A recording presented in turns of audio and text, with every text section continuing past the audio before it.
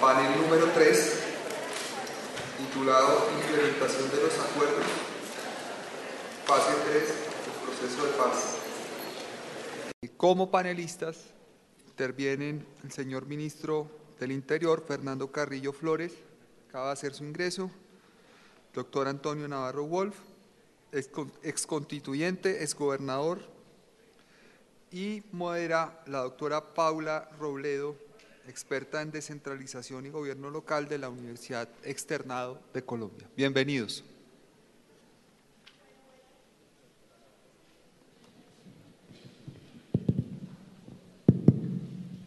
Buenas tardes. Nuevamente reiniciamos este foro sobre los dilemas jurídicos del proceso de paz. Quiero agradecer especialmente al señor ministro y al doctor Navarro su presencia en este foro.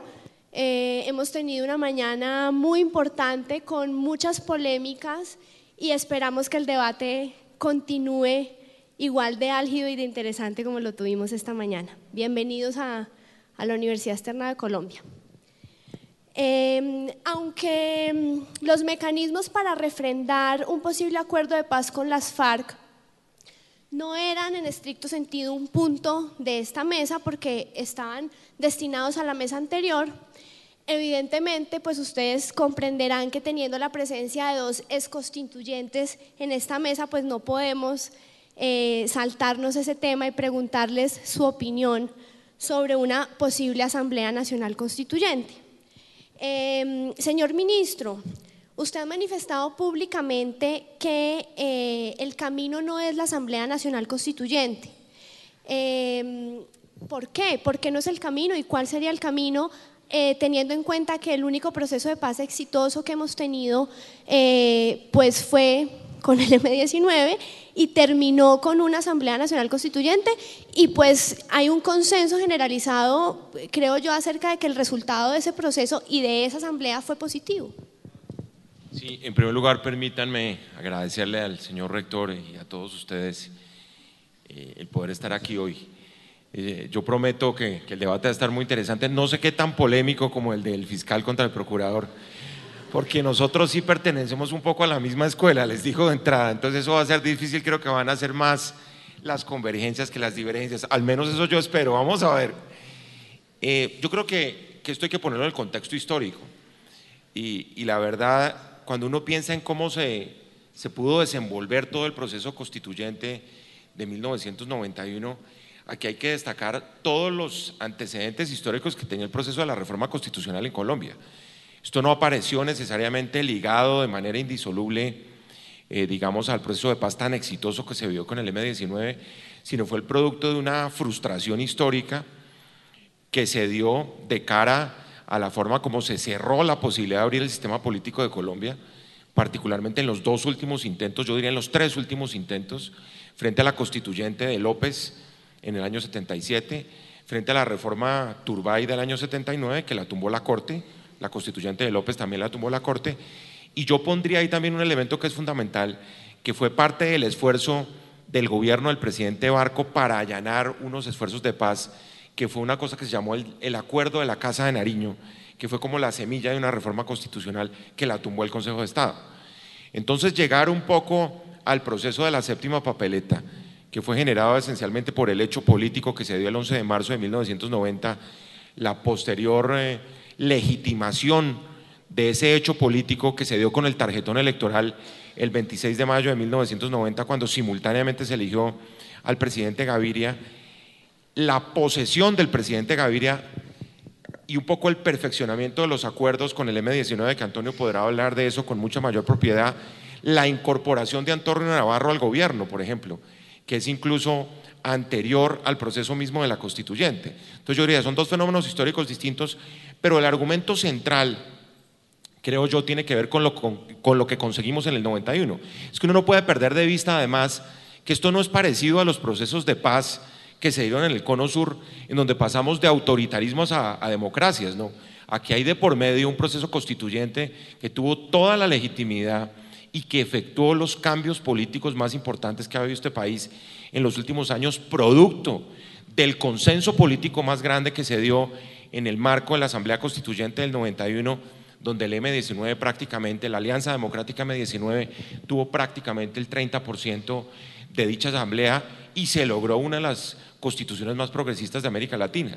Entonces uno diría, aquí hay un elemento que no se parece en nada a esos tránsitos, por ejemplo, lo que fueron las dictaduras del Cono Sur o incluso las centroamericanas, porque nosotros habíamos abierto el sistema político por cuenta del esfuerzo que se hizo con el proceso constituyente del 91, que claro, vino a ser como la parte final, pero en función además de todo ese esfuerzo tan grande que hizo la Alianza Democrática M19 para incorporarse a la vida civil, llegó a ser parte de un gobierno y con posterioridad a todo eso se dio pues el fenómeno electoral tan importante que fue la conquista de la tercera parte de las sillas de la constituyente, más lo que implicó esas reformas. Yo decía muchas veces, y es un ejercicio histórico que vale la pena hacer, sobre todo en el proceso del Caguán, que entraba uno a meter en una doble columna muchas de las propuestas de la guerrilla y las comparaba con el progresismo de las normas del 91 y uno se encuentra normas mucho más progresistas en la Constitución del 91 que en muchas de las propuestas que históricamente ha podido hacer la guerrilla en el pasado. Yo no descartaría que en el proceso actual valga la pena hacer ese mismo ejercicio. El gobierno ha reiterado, por ejemplo, que aquí no está de por medio la negociación sobre la forma de Estado, sobre el sistema económico. Si ellos quieren cambiar la forma de Estado o el sistema económico, pues que vayan a las urnas, y lo que vamos a hacer precisamente, eso lo vamos a discutir posteriormente, son los instrumentos de participación política que van a permitir que ellos estén en la brega política, que busquen una opción política y que se transforme el régimen político como resultado de un proceso electoral en el que ellos van a participar y no de una mesa bilateral como es la mesa de negociación de La Habana. Doctor Navarro, ¿usted qué piensa de una posible asamblea? Y si cree que esa no es la vía, ¿cuál es la vía? Porque pues tenemos que plantear soluciones. Bueno, no, yo quiero un poquito de historia también, porque claro, aquí hay un público juvenil. Muchas de las hojas de las que usted habló era cuando usted era como ellos, ¿no? Han pasado unos días, hay unas tanas de más. Primero, ¿por qué me alcé en armas yo? No la guerrilla colombiana, ¿por qué me alcé en armas yo? Por dos elementos fundamentales. Primero, por el estado de sitio permanente. En esa época el presidente de la República hacía las leyes.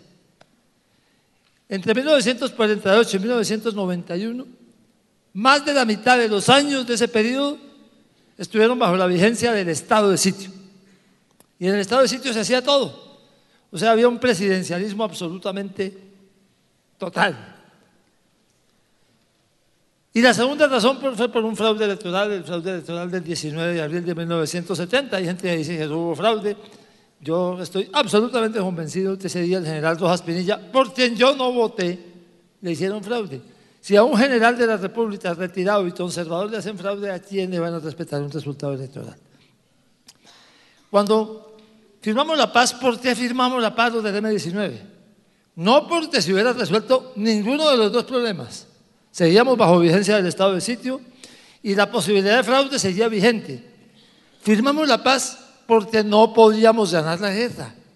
Sencillamente, un alzamiento armado para llegar a gobernar el país, cuyo resultado era imposible, entonces que nos íbamos a morir de viejos ahí, era un camino imposible. Firmamos la paz esencialmente porque llegar a gobernar a Colombia por la vía del alzamiento armado era imposible. No negociamos con el gobierno una asamblea constituyente.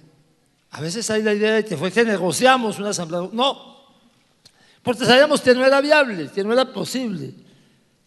Cuando nos sentamos en la mesa, no pusimos nuestro programa en la mesa, pusimos lo que consideramos que era viable, porque nuestro propósito era cambiar el alzamiento armado por la posibilidad de salir a convencer a los colombianos que había que votar por nosotros. Así de simple. Yo a veces veo a las FARC y los veo enredados, ¿no?, poniendo en la mesa parte de su programa revolucionario.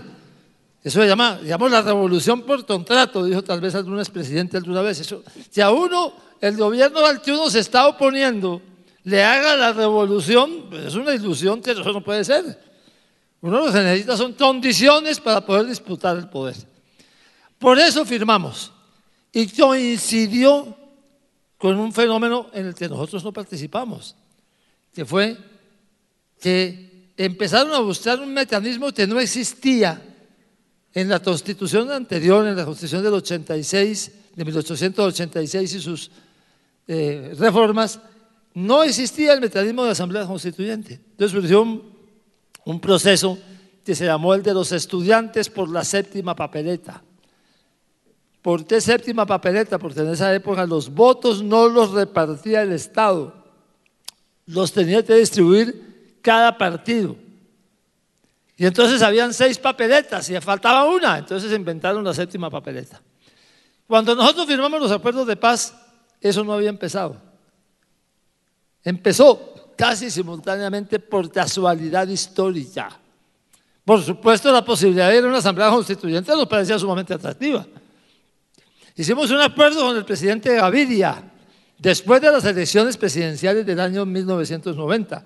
Elecciones presidenciales donde el cartel de Medellín había tomado la decisión de matar a todos los candidatos presidenciales que pudiera. Mataron a Gaviria, perdón, a Galán, mataron a Jaramillo, mataron a Pizarro. A mí me llevaban unos sufragios. Tan buena persona que era el Patepalo y ya está muerto. Afortunadamente se equivocaron. Pero ese era el ambiente del periodo. Cuando pasó esa elección presidencial, el presidente Gaviria llamó a los 4 primeros, a los más votados, que eran él mismo, que fue el presidente, Álvaro Gómez, yo que quedé tercero, y el Partido Social Conservador, que tenía como candidato a Rodrigo Lloreda, que quedó el cuarto. Y empezamos a hacer un acuerdo porque ya había sucedido lo de la séptima papeleta, para convocar una asamblea constitucional, se llamaba en ese momento, que tuviera un temario limitado, restringido de reformas a la Constitución por la vía de una asamblea, que era una asamblea de hecho, donde se empataron totalmente el proceso de paz y la asamblea constituyente. Fue en la decisión de la Corte Suprema de Justicia de septiembre de 1990. Quedó 13 votos a 12 en sala plena de la Corte Suprema de Justicia, haciendo legalizando, dándole legalidad jurídica a la convocatoria de la Asamblea Constituyente porque era un tratado de paz y diciendo que no era una asamblea para un temario limitado, sino que era una asamblea que tenía el derecho a hacer toda la Constitución. Y ahí entonces se juntaron el proceso de paz. El voto 13 fue por eso. Yo voto porque esto es un tratado de paz. Y esa era un tratado de paz en la medida en que se había firmado una paz con el M-19 inicialmente. Entonces, ese es el origen de la Asamblea Constituyente del 91. Los senadores habían sido elegidos en marzo y los congresistas en marzo de 1990. Tenían que renunciar si querían ser candidatos a la Asamblea Constituyente que se eligió en diciembre del mismo año. Y la mayoría de los senadores dijeron, esa vaina, la Asamblea Constituyente, esa vaina que se da, eso no sirve para nada. Renunciaron muy poquitos, Horacio Serpa, renunció Jaime Castro, 3 o 4. Los otros mandaron puros profesores de Derecho Constitucional allá. Entonces esa asamblea es una asamblea rarísima. Un montón de profesores de Derecho Constitucional, unos pocos políticos que sí veían la importancia, como Álvaro Gómez, como Misael Pastrana, y 2 o 3 congresistas se habían renunciado. Yo me acuerdo, por ejemplo, Name Terán, el doctor Name Terán, senador migrante así que del Atlántico, mandó al profesor Salgado y apareció allá el cofrade Palacios Rudas y un montón de profesores expertos en derecho constitucional. ¿Ustedes creen que si al final de este proceso de paz actual se convoca una asamblea constituyente, los políticos se van a quedar por fuera? No se queda ni Roy, ni Moy, ni nadie. Se meten de cabeza todos y compran votos y marrullan y hacen lo necesario para meterse ahí porque ya saben qué es una asamblea constituyente. Entonces, pensar que 1990 y el año 2014, para decir una fecha, son similares es totalmente una ilusión. Y claro, cada uno va a llegar no solamente con la agenda que acuerden en la mesa de La Habana, sino con su propia agenda. Uno va a llegar Unos van a llegar a buscar la inmunidad parlamentaria, que intentaron en la llamada reforma de la justicia. Otros van a llegar a buscar el régimen parlamentario para reelegirse indefinidamente, como son los regímenes parlamentarios. Y entonces, de la agenda que se acuerda en la mesa a lo que salga de la Asamblea Constituyente va a haber un salto que es imposible de predecir. Doctor Navarro, perdón, le interrumpo. O sea, hay una desconfianza importante frente a la posibilidad de una Asamblea Nacional Constituyente porque desconoceríamos el resultado si no se… No, conoceríamos el resultado. No sería lo que se acordó en la mesa, ténganlo por seguro. Bueno, y si no es la Asamblea Nacional Constituyente, necesitamos un mecanismo jurídico para aprobar el posible acuerdo de paz con las FARC. ¿Cuál sería entonces ese mecanismo? Ministro. Bueno, yo quiero solo añadir un elemento fundamental histórico a la historia de Antonio, y es un poco el factor de legitimidad que hubo, porque fíjense ustedes cómo aquí se dio la refrendación a nivel popular en términos de legitimidad de ese mecanismo. Y ustedes en algún medio de comunicación me ha imputado ser, decían literalmente, el autor de uno de los 3 golpecitos de Estado, porque algún medio considera que la séptima papeleta fue una especie de golpecito de Estado a la institucionalidad, pero a todo el mundo se le olvida que ese 11 de marzo, que fue cuando los estudiantes votamos además por la séptima papeleta y las contamos informalmente, y ahí hay actas en donde consta que hubo una séptima papeleta porque además nos apoyó todo el país, eso después se materializó en un decreto. El presidente Barco saca un decreto y convierte institucionalmente ese hecho político en una realidad jurídica que es el tarjetón electoral. Un decreto de estado de sitio. Un decreto de estado de sitio. Contra el estado de sitio y nos legalizamos por estado de sitio. Así es, en las grandes paradojas constitucionales de este país. Pero oigan ustedes, el 26 de mayo de 1990, eso no lo cuenta la historia normalmente, se vota por la Asamblea Nacional Constituyente en el tarjetón electoral y sacamos el 92% del voto afirmativo. Entonces que no nos vengan a decir que no hubo legitimidad dentro del proceso. Y fuera de eso vamos a tercera elección, el 9 de diciembre de 1990, cuando de nuevo se reitera la importancia de la Asamblea y nos eligen constituyentes, entre otros. A voto limpio, no nos dieron ni un cupo. Una anécdota, pero las anécdotas sirven. Pacho Maturana era el entrenador de fútbol, pues no, el tipo era un héroe aquí. Yo le dije, metete a la lista, Pacho. Me dijo, listo, me meto, meteme en un puesto que no quiere. Y lo metí de 19. ¿Y sabe cuántos elegimos? 19. Y éramos el M19, un poco de chábalas ahí. En esa misma historia, entre las ofertas que se hicieron, muchos dijeron, creo que fue Antonio del Pie de Valderrama o alguien así que le ofrecieron un cupo, dijo, no, yo esta Higuita. Sí, yo esta constituyente no voy, pero a la próxima yo sí me apunto. Entonces, y esa que están convocando ahora debe ser la constituyente de Higuita. No la vamos a invitar a esta. No. Entonces, no, eso lo digo simplemente para demostrar que la Constitución no es un trapo que se vota al arbitrio de los que quieran reformarla cada 10 o 20 años. Los alemanes dicen que uno mide los cambios constitucionales casi que en siglos, pues pensar uno en que tiene que reformar la Constitución cuando tenemos una de las constituciones más progresistas de América Latina, yo creo que eso es un despropósito.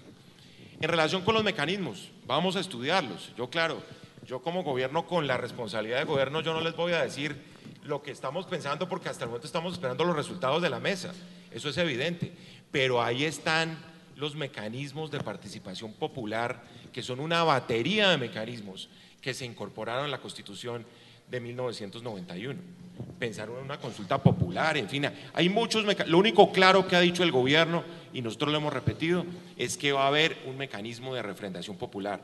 Esto requiere legitimidad, a esto hay que meterle pueblo, estamos en la estrategia de trabajo con la región, después hablaremos de eso, pero creo que es fundamental saber que aquí va a haber un mecanismo de refrendación popular.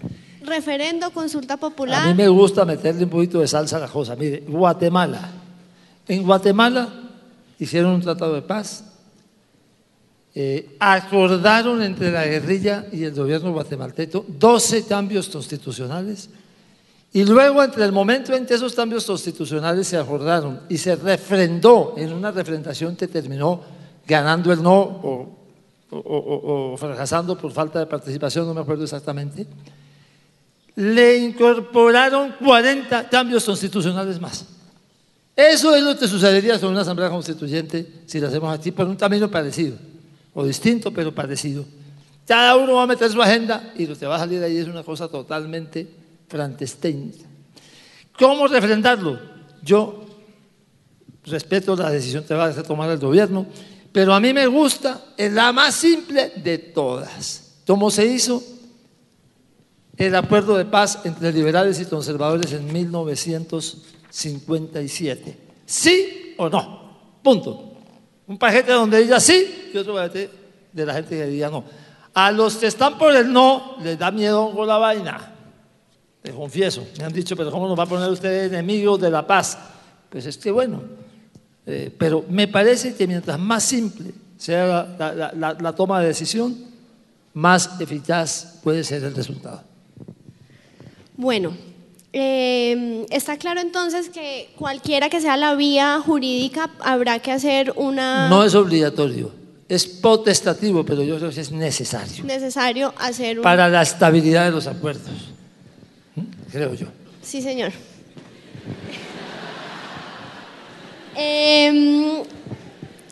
Bueno, antes de seguir, permítanme hacer una pequeña cuña en pro de los profesores de Derecho Constitucional, que salimos un poco afectados después de su comentario en la Asamblea Nacional Constituyente. Fue una delicia trabajar con ellos. En cambio, trabajar con los políticos, ¿qué tal con el doctor Reina metido en esa asamblea? Hubiera sido un espanto. Bueno, vamos a hablar del proceso de paz y del posconflicto en clave local, en clave regional. En la mesa anterior, el doctor Humberto Sierra señalaba que sin duda se iban a venir reformas al ordenamiento territorial que además llevan implícitas reformas a las circunscripciones electorales, tal vez.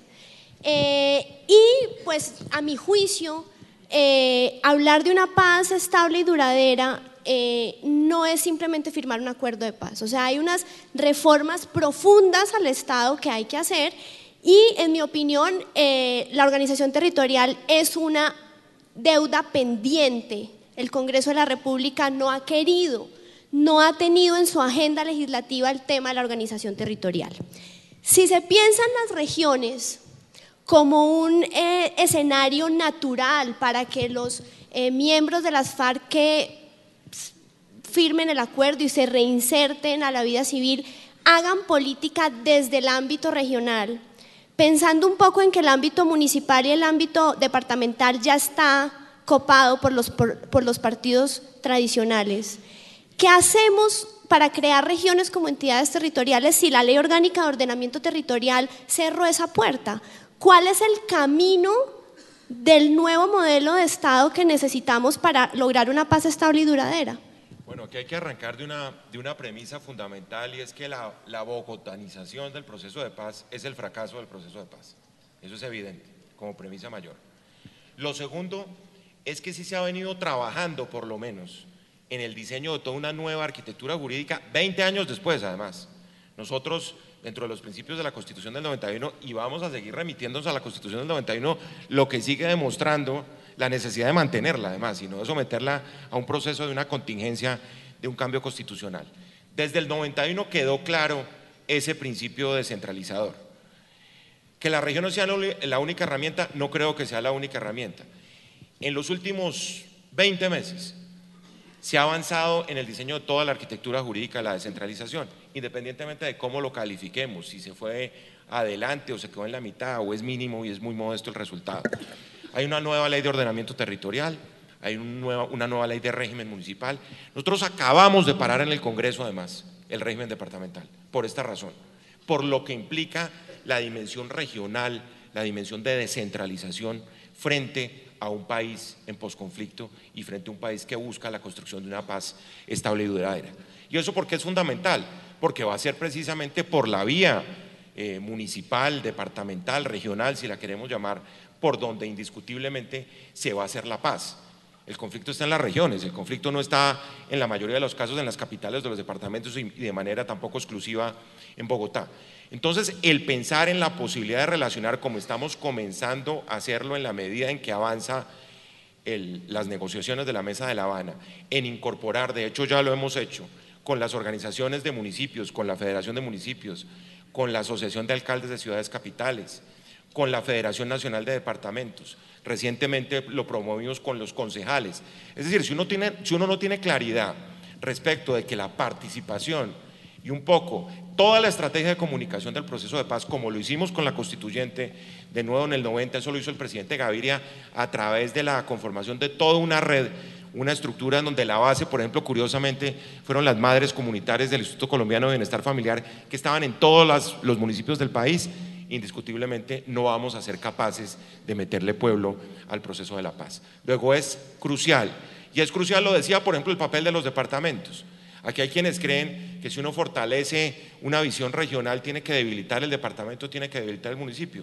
Yo creo que municipios fuertes llevan a departamentos fuertes llevan a regiones fuertes, y el proceso de profundización de la descentralización, que como usted muy bien dice, es la gran asignatura pendiente después de 20 años de la Constitución del 91, es un elemento fundamental. Los liderazgos de la Colombia del posconflicto no están en Bogotá, ni están en las capitales de los departamentos, están en las regiones. Recientemente en la cumbre de gobernadores, por ejemplo, de San Andrés, se presentó toda la situación de los departamentos de frontera, por decir algo, de los territorios de frontera, donde más se siente el conflicto social, donde más se ha sentido el conflicto. Es indiscutible que uno, por ejemplo, y esa fue una de las razones por las cuales paramos el régimen departamental en el Congreso, resulta que no hay un capítulo del régimen departamental dedicado, por ejemplo, al desafío que tienen los departamentos de fronteras o las fronteras del país frente a las reformas sociales que hay que hacer y frente a los desafíos del posconflicto. Doctor Navarro, usted como exgobernador considera que hay que fortalecer el nivel departamental y que los líderes departamentales se vuelvan en actores de este posconflicto, o deberíamos pensar en un nivel regional? Mire usted que las anécdotas de la vida, ¿no? Cuando estábamos en la Asamblea Constituyente, nosotros propusimos la supresión de los departamentos. ¿Y sabe que faltó un voto? Álvaro Leiva se quedó en el baño, y si no, hubieran suprimido los departamentos. Yo no sé si se fue en el baño por eso o sería otra cosa, pero es la verdad. Y después fui alcalde de Pasto y luego gobernador de Nariño. O sea, he estado en la institucionalidad en todo. Bueno, me falta una. Bueno. Y entonces, hoy, ¿qué creo? Que el estalón que debe ser fortalecido realmente son las gobernaciones. Mire usted, mire qué tipo de gobernación hubiéramos cometido en el 91. Los municipios, sobre todo la gran mayoría de los municipios, son de categoría 6, son muy débiles, tienen una institucionalidad muy frágil. Uno encuentra 2 o 3 profesionales en una alcaldía y no más. No hay realmente una capacidad institucional. Son muy vulnerables a los riesgos del entorno. Esos alcaldes, pues, realmente viviendo con paramilitares, con guerrilleros en sus municipios, con grupos complicados, son muy vulnerables. El estalón de gobernación es un estalón indispensable. A mí sí me parece que hay que hacer un esfuerzo muy grande. Hay que cogerle plata a estos del gobierno nacional que no les gusta soltar un centavo. 5 billones de pesos es la suma de todos los presupuestos departamentales, de las rentas propias de los departamentos, contra 160 o 140 billones de pesos del presupuesto nacional. Una barbaridad. Además, yo como gobernador de Nariño, el 64% de mis ingresos como gobernación eran de vender aguardiente, de vender ron y vender cerveza. Emborráchese, mijo, pero no demasiado porque se me enferma, entonces congelo puro. Esa era la verdad. Eso tiene que cambiar.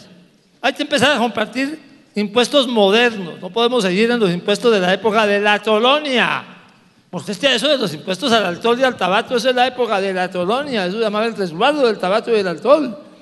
Hay que compartir el IVA. Hay que compartir los impuestos modernos, pero no he encontrado gobierno nacional que se quiera pensar en eso, pero hay que pensar en eso si queremos fortalecer ese estado intermedio. Y luego establecer una escalera de mecanismos de cooperación.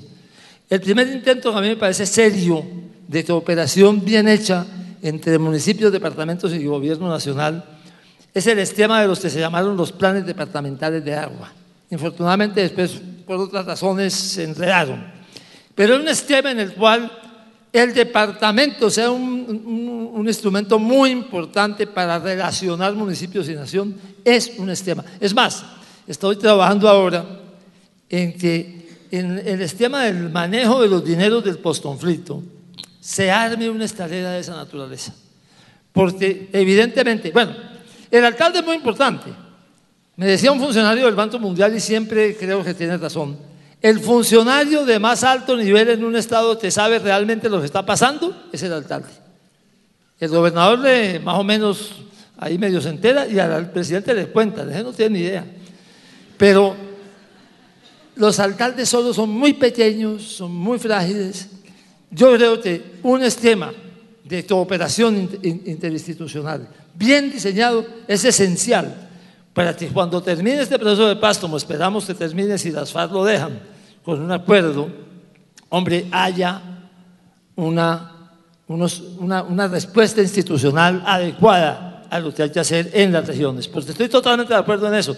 Este es un tema, esta paz es un tema territorial fundamentalmente. Un elemento que es importante para destacar es que precisamente en la discusión del nuevo régimen departamental hemos incluido la variable que Antonio mencionaba y es el régimen tributario departamental. Ese es uno de los debates que no se ha dado en Colombia, es otra asignatura pendiente y yo creo que hace parte además de toda la reflexión, no solo de la estructura, de las competencias del departamento.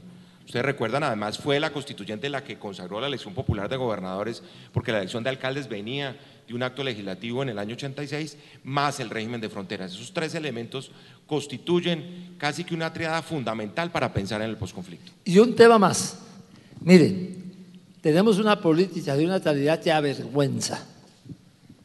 La calidad de la política colombiana es vergonzosa, es totalmente clientelista.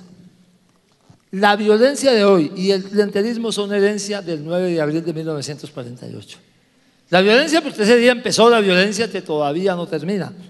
Y el clientelismo por el Frente Nacional, liberales y conservadores, dividiéndose el Estado durante 16 años, se acostumbraron a ordeñar la vaca a cuatro manos. Entonces, ahí hay que romper eso. Y yo no veo ningún mecanismo factible para romperlo, sino dándole el poder de decisión, no solamente de elegir, sino de decidir presupuestalmente cómo se invierte la plata al ciudadano. Debemos hacer un esfuerzo enorme de darle todo el poder al ciudadano, con instituciones que funcionen de esa manera y tienen que empezar, en mi opinión, con el resultado de este proceso de paz, con las instituciones que hay que empezar a configurar desde ya, ministro, se lo digo con mucho cariño y respeto. Veo que el proceso de la paz de La Habana va avanzando, pero no veo preparación suficiente en la institucionalidad para responder al día cero de cuando se firme ese acuerdo de paz. Hay que empezar a preparar ya planes de desarrollo, pero también una institucionalidad que sea capaz de responder a ese reto de por fin dejar atrás la violencia y darle al desarrollo regional y a una modificación de la calidad de la política toda la importancia. Bueno, es una alternativa y una propuesta interesante hablar de presupuestos participativos a nivel municipal, pero en un país con más del 90% de municipios de categoría sexta, con unos ingresos propios absolutamente escasos, sin posibilidad de inversión social, prácticamente pegados del Sistema General de Participaciones y cumpliendo el mandato del Sistema General de Participaciones, ¿qué ganamos con un presupuesto participativo si no tenemos recursos? ¿Cuál va a ser y la paz nos va a costar y nos va a costar mucho? ¿Cuál es la reacción del gobierno nacional para garantizar unos recursos suficientes a los municipios que van a enfrentar el posconflicto? Sí, parte de todo el ejercicio que hay que hacer, y también Antonio lo mencionaba, tiene que ver con esa reflexión de podernos meter además dentro de la cabeza el chip de la paz y el chip del posconflicto. Yo creo que para eso es esencial tener precisamente, ya comienza la discusión de cuáles van a ser los escenarios económicos, la participación del sector privado, cómo vamos a rediseñar un plan nacional de desarrollo, cuáles son las políticas públicas para el posconflicto, cómo vamos a reformular las instituciones y todo eso pasa necesariamente de nuevo por la variable territorial y tiene que ver no solo con la distribución de recursos y yo hago aquí saco un sable para defender la participación ciudadana independientemente de la existencia o no de los recursos, porque yo creo que la herramienta fundamental sí va a ser la participación ciudadana. Ustedes saben, en este momento la ley de participación ciudadana está en la Corte Constitucional, está saliendo de la Corte Constitucional y creo que hay un elemento fundamental para pensar en cómo vamos a comenzar a descentralizar las estrategias de participación ciudadana. Normalmente, esa fue otra de las tareas de la constituyente que quedó en el aire, y quedó en el aire porque se expidieron unas leyes a mitades de los 90, comienzos de la última década del siglo pasado, pero nunca hubo una estrategia integral de participación ciudadana, que tiene que estar ligado, por supuesto, a la entrega, a la devolución de competencias a los municipios. El gran reclamo ha sido siempre mucha devolución de competencias de carácter administrativo, aumento, por ejemplo, de una buena cantidad de competencias. Y pongo un caso que es un caso importantísimo porque es la columna vertebral de la política social de este gobierno, que es la ley de víctimas y la ley de restitución de tierras, y resulta que para que eso tenga sentido debemos disponer de unos espacios institucionales a nivel territorial.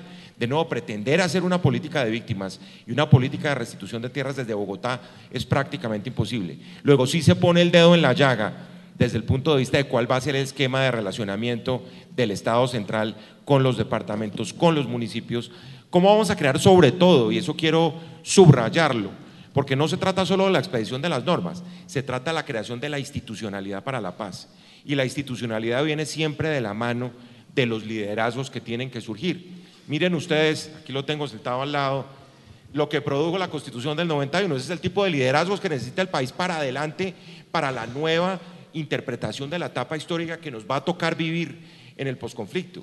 Nosotros tenemos que reformar por completo esos espacios institucionales y buscar comenzar a crear esos nuevos liderazgos, los que estaban además en la oscuridad, los que estaban estigmatizados, los que estaban siendo calificados de terroristas y de sicarios, en fin, en épocas pasadas que por fortuna están atrás y que tienen que ver esencialmente, por ejemplo, con lo que hoy representa un liderazgo como el de los defensores de derechos humanos, las víctimas, los líderes de la restitución de tierras, es decir, todo un nuevo país que se está acercando a buscar esos escenarios del posconflicto, no desde la orilla de los victimarios, que es lo que normalmente se ha hecho en este país, de levantar el papel, y lo han hecho la industria del entretenimiento en Colombia recientemente, no la historia, la narrativa, el imaginario de los victimarios, sino el papel que deben jugar las víctimas de cara al posconflicto y a la construcción de una paz estable y duradera. A mí a veces me da miedo que el gobierno reaccione con las 3 velocidades del burro, despacio, más despacio y parado. Que nos pase con esto del postconflicto lo que está pasando con las regalías. Un año haciendo la reforma constitucional, otro año haciendo la ley, otro año haciendo los planes, y van 4 y todavía no han invertido ni un peso. Por una razón: si nosotros no ocupamos el territorio de donde se desmovilicen las FARC, si nosotros no llegamos rápidamente, se cumple lo de un bolero: otro ocupa tu lugar, ¿no? Eso le dijo la mujer al marido: otro ocupa tu lugar. Mire, la experiencia de los últimos 25 años es que de donde sale un grupo armado, si el Estado no llena y ocupa ese territorio inmediatamente, en 6 meses hay otro grupo armado ahí. O se los devuelven a mitad de los de las FARC, o se meten los ET, o se crean las FAJIN, y al paso que vamos, yo iba al gobierno decir que hay que hacer, pero hermano, si no estamos ya preparando esto a toda velocidad, con toda la seriedad, viendo qué cosas podemos hacer con la legislación vigente, mientras se hacen los cambios institucionales de tipo que requieren reformas legales o constitucionales, no vamos a salir bien de este proceso, así se desmovilicen un montón de gente. Aquí hay un elemento fundamental y es el papel de los alcaldes, ¿no? Esto no es un invento centralista, además, esto no puede ser únicamente idea nuestra, y en eso es en lo que estamos. Estamos constituyendo las redes a nivel de los alcaldes. Se reunieron de los en San Andrés con los gobernadores, me reuní yo con la Federación de Departamentos y los tipos están aculillados. Ya tenemos una red que estamos comenzando a armar. Claro, esto iba de acuerdo con el necesita paso pólvora del en los proceso. calzoncillos, ministro. En eso estamos.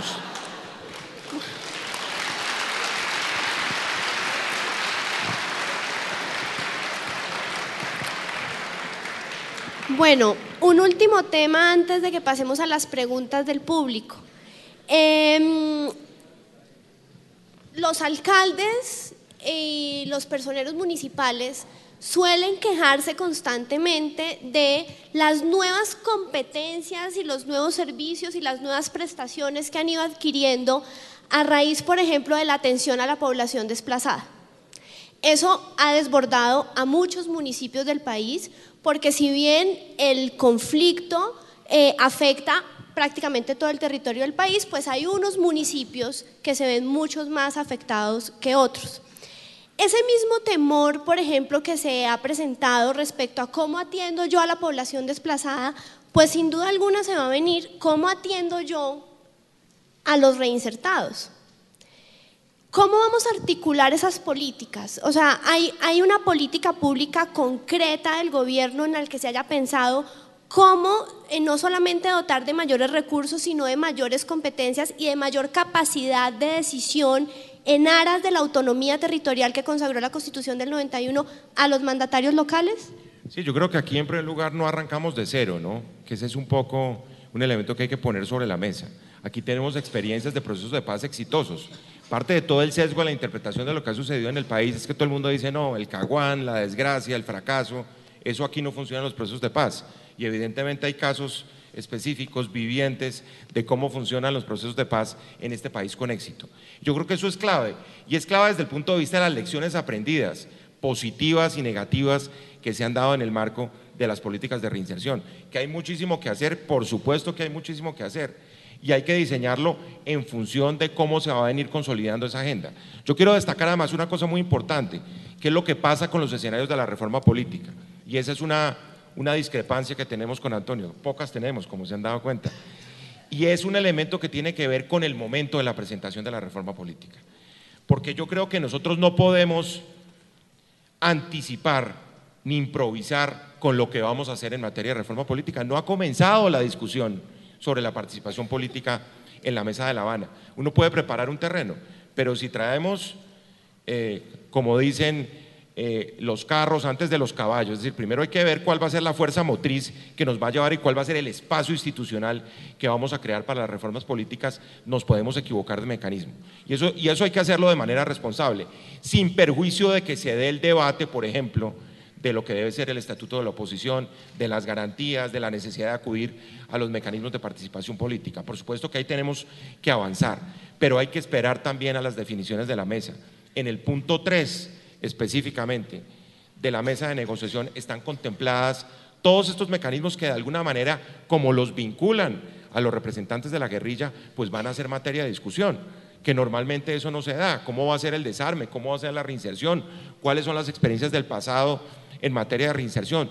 Todas son indiscutiblemente tareas pendientes en donde no hemos arrancado de cero, como ya lo he dicho, porque ahí tenemos una experiencia, hay una estadística y hay una consejería presidencial para ese tema, que tenemos que fortalecer los escenarios, indiscutiblemente que los tenemos que fortalecer, pero acudamos a la experiencia de las lecciones aprendidas positivas para ver qué más podemos seguir construyendo. Doctor Navarro, ¿qué mensaje se le puede mandar a la población civil para que no tenga temor en la fase del posconflicto, pensando en que se aumente, por ejemplo, la inseguridad ciudadana?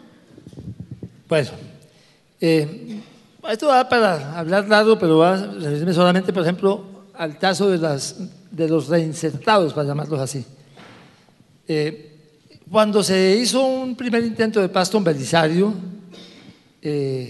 los que se reintegraron se convirtieron todos en taxistas. A todo el mundo le dieron su taxi, ¿no? Hasta Navarro me ofrecieron un taxi y yo dije, pues bueno, para la próxima vez. Todos taxistas. El taxismo no es tan malo, al fin y al cabo da un ingreso diario, ¿cierto? Luego se inventaron que no, que había que volver los microempresarios, y ahí sí que fue malo eso. Ser empresario es difícil, sea grande, mediano, chiquito o mixto. Entonces, montones de plata se han perdido intentando que gente se vuelva microempresaria. Yo planteo que con los que se desmovilicen o se reintegren de las FARC, una masa de gente, el Estado los asuma a todos, les dé un salario mensual a todos, les dé educación a todos, la mayoría no saben ni leer ni escribir bien, los forme durante un periodo. Me dicen, pero ¿cómo así? Necesitamos al ministro de Hacienda para que nos diga cuánto vale eso. No, eso no vale nada. Un país que tiene 450.000 hombres en fuerza pública, que son 8.000 más o 8.000 menos. Eso es un yato, pero de un yato. Y voy a decir una cosa más grave, que me ha causado ya bastantes dolores de cabeza. Algunos de ellos yo los incorporaría a un mecanismo de fuerza pública. Porque quien más sabe de seguridad es el experto en inseguridad. El que conoce las trochas, el que conoce los caminos rurales, el que conoce los contactos es el guerrillero. El que le va a permitir al Estado mejorar su relación con la población, que es de muchísima desconfianza en zonas de mucha influencia durante muchos años de las FARC, ese es el guerrillero. Entonces un amigo de Álvaro Uribe en un debate me decía, y entonces usted va a poner a los malos a cuidar a los buenos. Le dije, pues hay un antecedente que es bueno que recordemos. Cuando el doctor Álvaro Uribe Vélez fue gobernador de Antioquia, tuvo unos escoltas del DAS y 2 de esos habían sido del M-19, así que lo cuidaron bien. De manera que eso se puede. Me parece que hay que hacer una serie de cosas innovadoras en este terreno de la reinserción y por supuesto lo que no podemos es dejar ni un día las zonas de donde se desmovilizan sin presencia integral del Estado y ni un día los exguerrilleros sueltos a su suerte. Se los devuelven, los atrae el narcotráfico, cogen para quién sabe dónde. Hay que optarlos, hay que tenerlos todos, hay que meterlos en un programa de mediano y largo plazo que los institucionalice.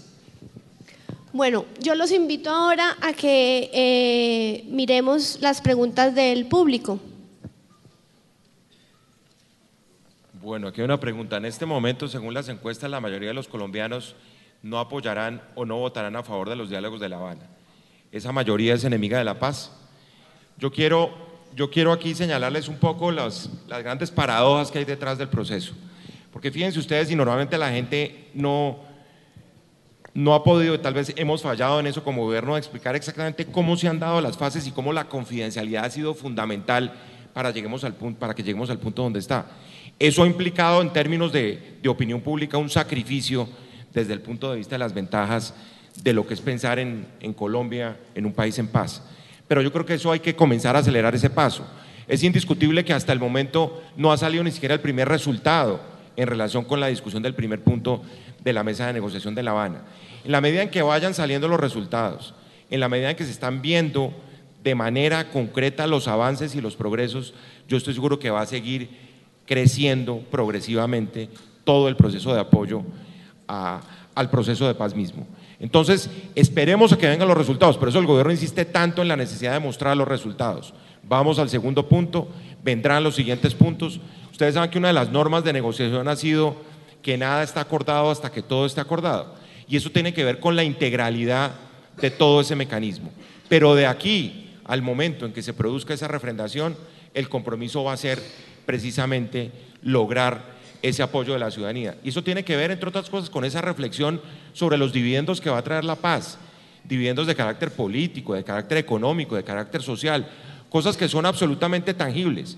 Si uno piensa, por ejemplo, en la forma como se ha podido reducir la desigualdad y la inequidad que lo muestran, esto no es publicidad oficial del gobierno, las estadísticas de las últimas semanas, uno puede llegar a demostrar lo que esto representa en términos de dividendos específicos económicos para la economía colombiana.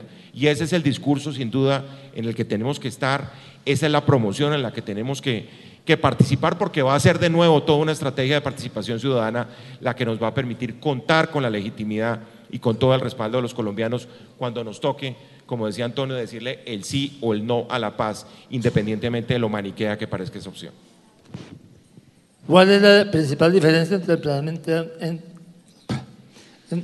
Navarro habla claritito y no se le entiende nada, dicen en Pasto?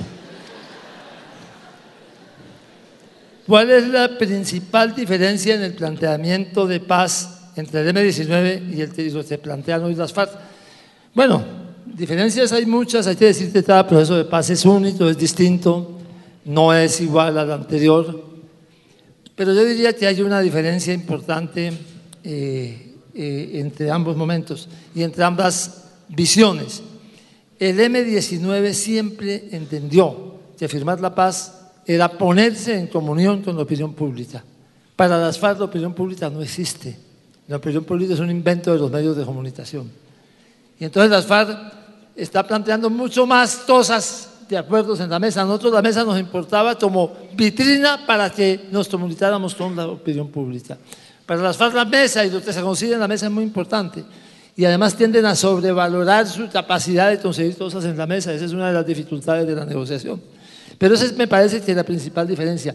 Pero si uno va a cambiar, porque ahí es el tema de participación política, es esencial, ¿no? Digo un par de palabras sobre eso. El Observatorio de Paz de la Universidad de Barcelona, que dirige el profesor Vincent Fisas, que yo creo que es la institución más seria en observación de conflicto y construcción de paz en el mundo, señala que en los últimos 30 años han terminado decenas de conflictos armados internos y en el 81% de los casos han terminado en una negociación y en el 19% restante por la victoria de una de las partes o del Estado o de la insurgencia. Y el 81% de esos que han terminado en negociación, todos tienen a los antiguos guerrilleros participando en política. Todos a los antiguos insurgentes. Muchos de ellos firmados después de la vigencia del Estatuto de Roma y la Corte Penal Internacional. El último de ellos, en Filipinas, Frente Moro de Liberación Nacional de Filipinas, en Mindanao, firmado el acuerdo en el segundo semestre del año pasado. Y sus jefes están hoy como candidatos a elecciones en Filipinas. Entonces, si uno está dejando las armas, que era el mecanismo que creyó que servía para llegar a gobernar a Colombia, y está escogiendo el camino de la participación política, lo importante es la opinión pública. Creo que si las FARC entendieran eso, ganaríamos un Potosí en esa negociación. Más que lo que se consiga en la mesa, lo importante es lo que se consiga en la opinión pública. Teníamos otra pregunta, señor ministro. Sí, básicamente hay una pregunta sobre cómo se imagina uno a Colombia en el posconflicto, y creo que ya contestamos esto, ¿no? Esto tiene que ver indiscutiblemente con unos escenarios de preparación que tienen que ser simultáneos al curso de las negociaciones. Uno no puede ni anticiparse ni quedarse atrás. Probablemente lo que queremos es estar un poco simultáneamente definiendo esos ajustes institucionales que están previstos además en uno de los puntos de la mesa de negociación.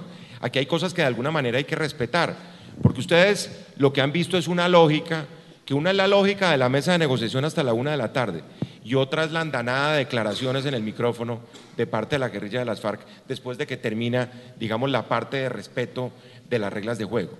Y yo creo que lo importante es tratar de someterse al libreto de lo que está acordado, y lo que está acordado tiene reglas muy claras respecto de cómo va a ser la imaginación del posconflicto. Entonces me parece a mí que todo este debate de cuáles son, por ejemplo, los cambios políticos, los cambios económicos, los cambios sociales, un tema crucial, el papel del sector privado. Hay que iniciar ya la discusión de cuál va a ser el papel del sector privado en el posconflicto.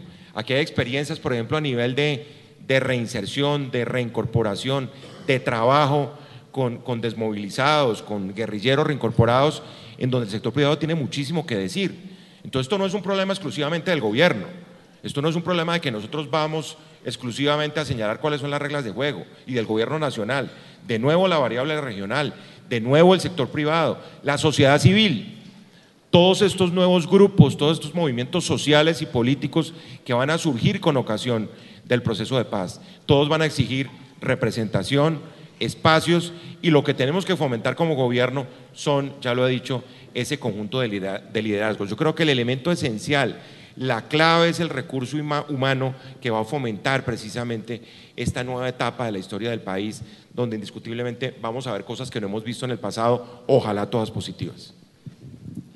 Refiriéndome a una otra pregunta que hay allí, permítanme decir que yo creo que la principal inexactitud que se ha dicho es que si este proceso de paz sale mal, todo sigue igual. No, estoy convencido que si este proceso de paz sale bien, hay que hacer cambios. Y que si el proceso de paz sale mal, también eso significa costos grandes. Nada es gratis. En este proceso de paz va a haber costos, sea cual sea el resultado. Si sale mal, nos vamos hacia 10 años más de conflicto. 2.500 muertos por año son 25.000, 80.000 desplazados por año son 800.000, 700 amputados por año son otros 700 que van a acompañar en el mérito de tener pata de palo, pero es un dolor muy grande. O sea, 1 millón de víctimas nuevas nos cuesta la continuación del conflicto en 10 años. Y nos cuesta además, según el Ministerio de Defensa, 3 puntos más porcentuales del Producto Interno Bruto porque hay que aumentar el tamaño de la fuerza pública para poder retomar plenamente la iniciativa. De los 450.000 que hay hoy, a por ahí 650 o 700.000. Y eso nos cuesta 3 puntos más del PIB. Si sale bien, no podemos nada más que tener un plan por etapas. Una primera etapa de respuesta inmediata, de presencia inmediata del Estado, de incorporación de los desmovilizados, una serie de reformas institucionales que yo creo que pueden ser hechas por el Congreso. Es más, si fuera necesario alguna de ellas, por un referendo constitucional. Y, obviamente, el mejoramiento de los mecanismos de participación, la institucionalización de los mecanismos de participación, porque solamente si los ciudadanos sienten que tienen el poder de decidir, vamos a poder reconciliarnos con tantos colombianos marginados que hay en este momento y que son los que sirven de base social. Y hay unos temas que están relacionados con problemas de más largo aliento, más complicados, como el de los cultivos ilícitos, etcétera. Pero lo que yo puedo decir es que no es cierto que al final de este proceso de paz nada cambie. Va a cambiar para bien o para mal, esperamos que sea para bien.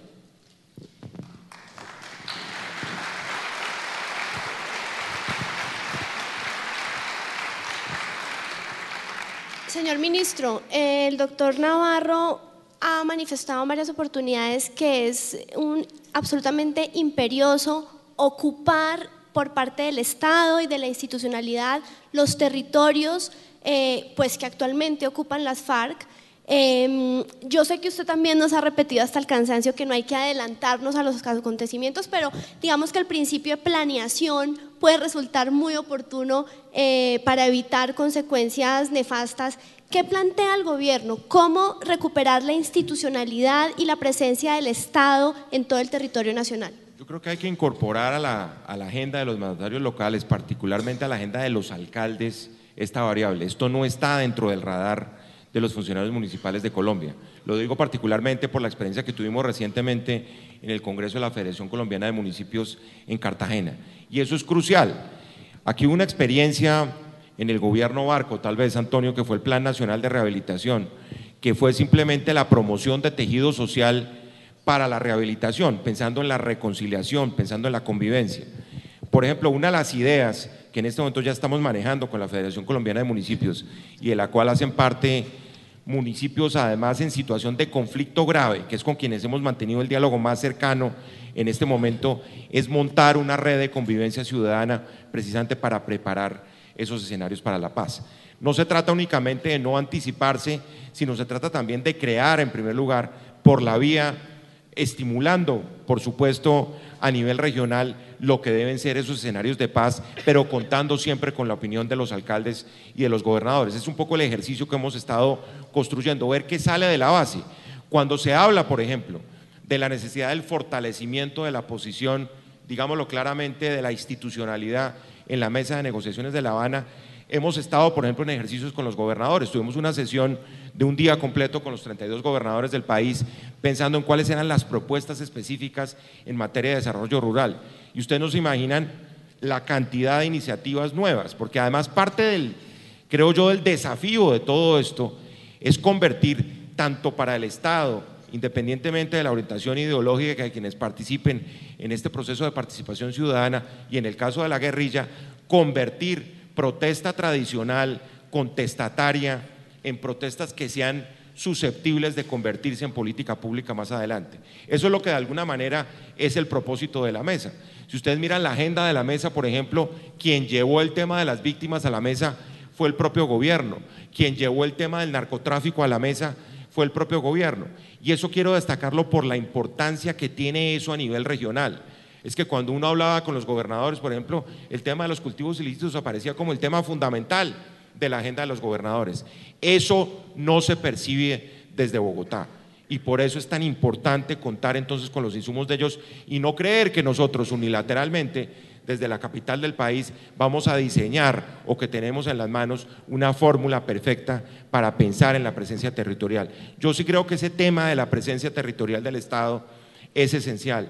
Ha sido esencial en procesos de paz en otros países que no tienen la dimensión a nivel de territorio que tiene Colombia. Luego, realmente esa capacidad de poder destilar esa mentalidad de reconciliación, de perdón, porque aquí hay unos elementos que son esenciales, porque al margen de las decisiones jurídicas que se tomen en relación con las personas, como decía Antonio, yo creo que eso termina siendo un instrumento. Lo que es claro es que este momento histórico que vive el país de promoción de la participación política es privilegiado y que independientemente del curso que tome el proceso en términos de éxito o de fracaso, sí es un salto cualitativo en términos de desarrollo político, en términos de madurez política de los colombianos. Nosotros estamos trabajando en un concepto que llamamos, ya eso se lo mencioné, PIET, presencia integral del Estado en el territorio, que es presencia, no se imaginan qué es lo más popular en esas zonas, pero se los digo, lo más popular son las villas nuevas. Juan Valdés es un símbolo, pero aquí hay un montón de gente que vive como Juan Valdés vivió cuando existió realmente. Entran y salen de sus casas en mula, viven a horas de donde terminan las carreteras. Aquí va a haber que construir miles de kilómetros de vías rurales nuevas. Y hay que construirlas toda la comunidad. Una UMATA, una unidad municipal de asistencia técnica, un técnico por cada 1000 campesinos. ¿Cómo va a atender técnicamente a 1000 campesinos?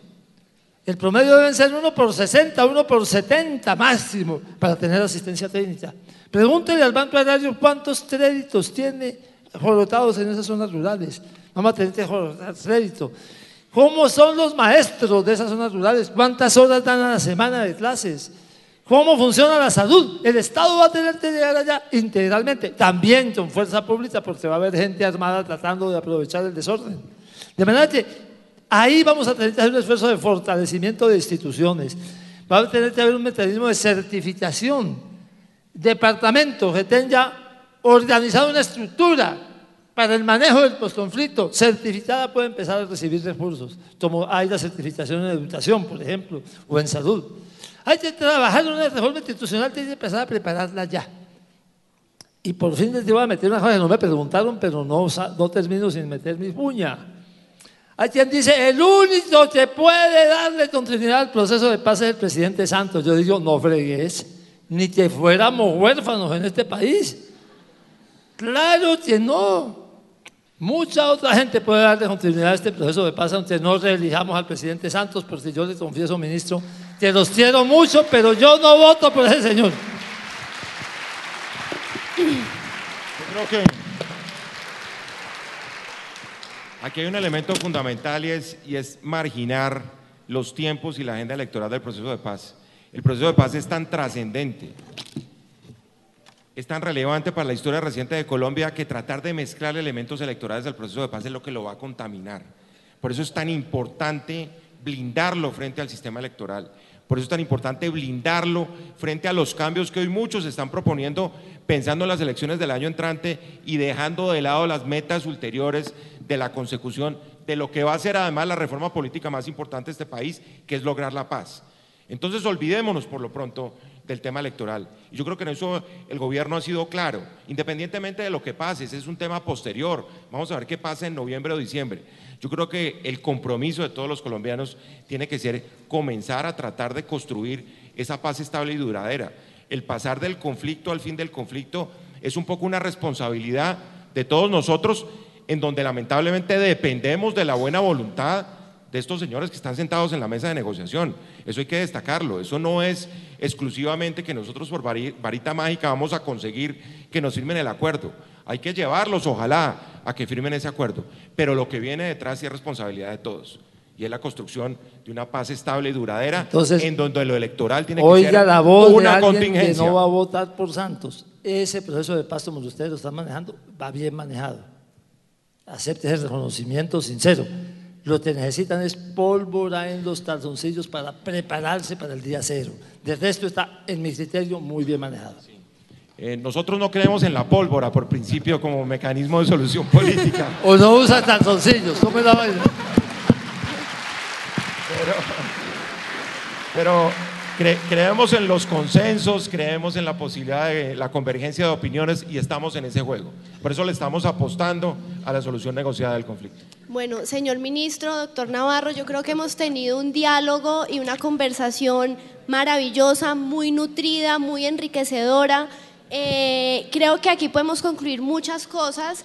En primer lugar, que a juicio de nuestros invitados, la Asamblea Nacional Constituyente, una Asamblea Constituyente no es un camino viable que nos lleve a un buen resultado, pero hay que pensar en otros mecanismos para que haya una participación ciudadana y que ese acuerdo de paz goce de legitimidad.